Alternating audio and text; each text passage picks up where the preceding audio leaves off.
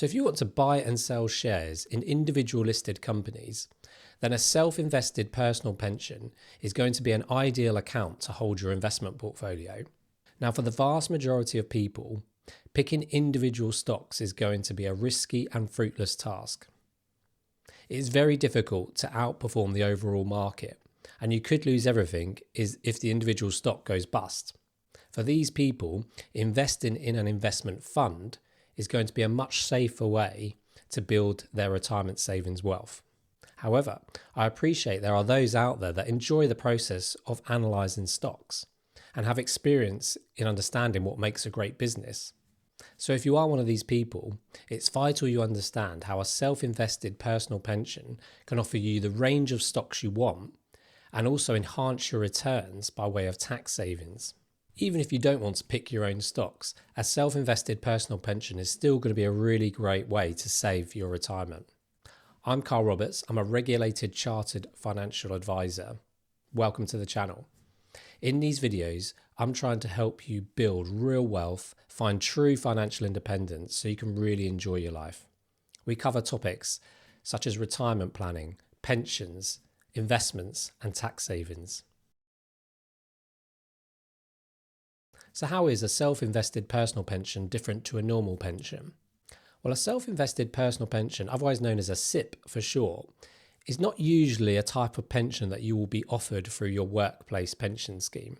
The clue is in the name, self-invested. It's usually a type of pension that you are going to have to set up yourself as an individual. It's a different type of pension scheme than what you will normally be offered through work. With work, you'll usually be offered schemes such as a personal pension, group personal pension, or a stakeholder pension.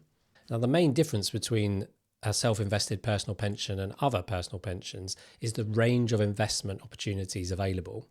So with a normal workplace personal pension or stakeholder pension, you will usually be limited to just investing in funds rather than individual stocks, and usually only funds approved by that particular pension provider. So for example, if your pension was with Aviva, you'd usually only have the option to invest in Aviva funds or other fund managers approved by Aviva. There won't usually be any chance of investing in individual stocks.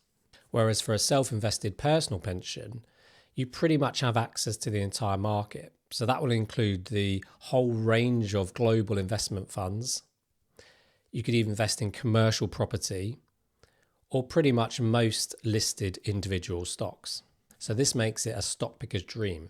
Now, there are a lot of good self-invested personal pension providers out there now that offer really good online accounts and apps, so it's really easy and quick to set up a new pension with them, and you can keep on top of everything really easily. Also, a lot of traditional online stockbroker accounts now offer a self-invested personal pension. Now, before opening a new online account, be careful to check how quick the provider will carry out trades for you. If you plan to be quite an active trader, you're going to want an account that allows you to trade pretty much instantaneously. But some providers will only trade once a day. So they'll group all the trades of other people who want to trade on the same stock as you and then carry out one trade a day. So this probably won't be very good for you if you're very keen on selling at or buying at a certain price point.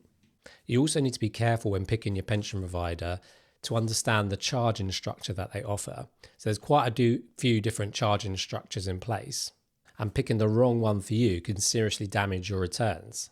So for example, if you plan to be a frequent trader, you probably want an account that's going to offer you very low buy and sell charges.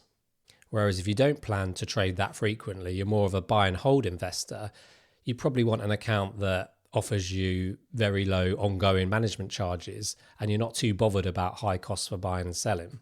So as well as the greater investment opportunities enjoyed by a self-invested personal pension, the other two major benefits are the withdrawal options and the tax savings.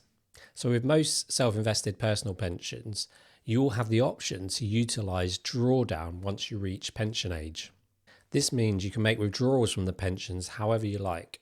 You could take the whole lot out in one go. You could take a cash lump sum only. You could make regular withdrawals, or you could make ad hoc withdrawals, or you could mix and match any of these options. With a personal or a stakeholder pension, you will usually be limited to only being able to either withdraw the whole lot out in one go or using your pension funds to secure a lifetime income via an annuity. The flexi access drawdown benefits with a self-invested personal pension really matters because it allows you to time the withdrawals to maximize the tax allowances available to you. For example, you could phase your retirement by reducing the hours you do at work and then supplementing your reduction in income with withdrawals from your pension.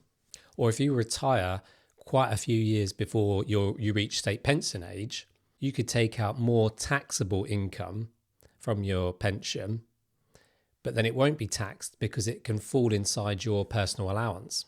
Now, talking of taxes, the beauty of holding your share portfolio inside a self-invested personal pension is that you don't pay any capital gains tax or tax on your dividends if you buy and sell shares inside the pension. Now, outside of a pension, if you have quite a large share portfolio, every time you sell a holding that's potentially had a good return and made a good gain, you're going to be subject to capital gains tax. So this is not the case if that portfolio was inside a pension. Also, again, if you have a share portfolio outside of a pension, you might be earning good dividends. You might be a dividend investor and really enjoy receiving the dividends from your share portfolio. Well, if this portfolio is outside of a pension and an ISA, these dividends are going to be subject to income tax. So you're effectively reducing your return. Again, if you earn dividends inside the pension, these dividends are not taxed. You can earn them tax-free. Now, if you do own a share portfolio outside of a pension, I'm sure you're aware of ISAs and you have used your ISA allowances to get as much of that portfolio inside an ISA. But remember, the ISA allowance is only £20,000 per tax year, whereas the annual allowance for pensions is now up to £60,000 per year, depending on your earnings. And even if you are a high earner and your pension allowance has been reduced via the tapered annual allowance rules, you can still utilise potentially your partner's pension allowance or even your child's pension allowance. And finally, a major tax benefit of pensions is their favourable inheritance tax treatment. So a share portfolio held outside of a pension, even if it's in an ISA, will potentially be subject to inheritance tax on your death unless it's invested in shares that qualify for business relief. And even if you do hold shares, like AIM shares that do qualify for business relief, the value of your portfolio could still have a knock-on effect of reducing the residence nil rate band, which is an allowance you can use towards the family home when passing that down to your children. And this allowance is quite important because it will reduce your overall inheritance tax bill.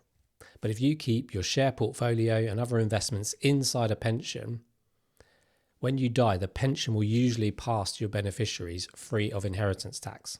And it does not add to the overall value of your estate, reducing other allowances. So this makes a self-invested personal pension a really great way to pass a quality share portfolio down to your children. So I hope I've put forward a good case there for using a self-invested personal pension for your shareholding. I hope you've enjoyed the video and I hope you found it useful.